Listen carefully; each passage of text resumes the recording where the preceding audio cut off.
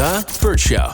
Time to get buzzed on the hot goss from Hollywood with Abby. It's the Bert Show's entertainment buzz. Justice might finally be served to Live Nation and Ticketmaster. If you don't know what's going on with this, I was in the front lines of the war, the great Ticketmaster war of 2022, trying to get my Taylor Swift tickets. The Swifties were mad when so many of us got kicked off of the platform when we were trying to get tickets to see our favorite artists who hadn't been on tour in 5 years.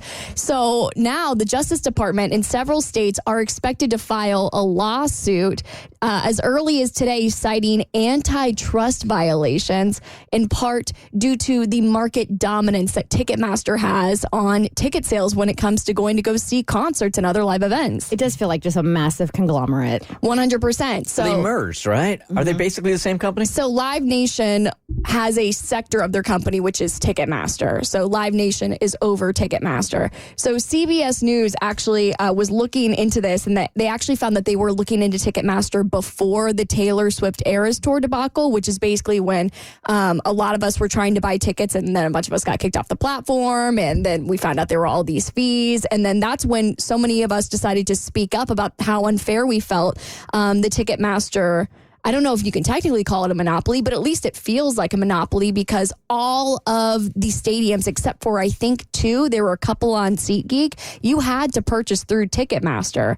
So they actually had a hearing in 2023 as well where artists and different people testified about their experience with Ticketmaster. Clyde Lawrence from the band Lawrence said that to put it in perspective, because Live Nation owns venues and then will front the money for a show and then sell tickets, it basically creates a very unfair negotiation process when it comes to an artist wanting to have a show at one of their venues. So the band Lawrence said that they priced their tickets at $30, and then Ticketmaster will add a 40% fee on top of that. So then that goes from $30 to $42, and then you've got to pay the facility costs, and then that brings basically the profits for the band down to like $12, and then you got to cover the cost of touring. So now you're making $6 off of a ticket. It's very unfair for all people involved.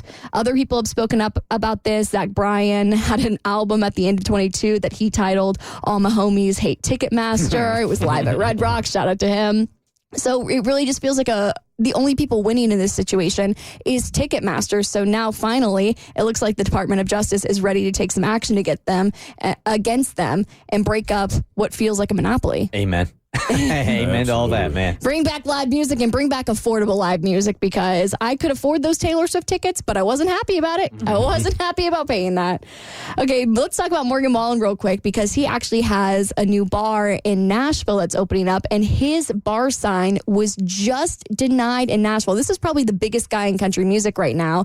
And if you go down on Broadway, just about every major country artist has a bar. There's Jason Aldean's bar, and there's Eric Church's new bar, and Dierks Bentley's bar. So it's a big deal if you're a country artist to have your name on Broadway. And the whole street is lit up with these neon signs. I mean, yes. it's really pretty cool. It's Yeehaw Vegas. So Nashville's Metro Council says that because of Morgan Wallen's public bad behavior, they have actually decided that this has damaged the city of Nashville so much that they have denied him the ability to have a neon sign outside of his new bar with his name on it. Someone who continues to get second chances. I think the third-party operator needs to be surely they don't need any reminder about his racist comments using the N-word, his pledge to the NAACP for funding, and then him never fulfilling that commitment. Mr. Wallen has also received many more opportunities since then, and he'll receive one through other operators, but I can't with a good conscience support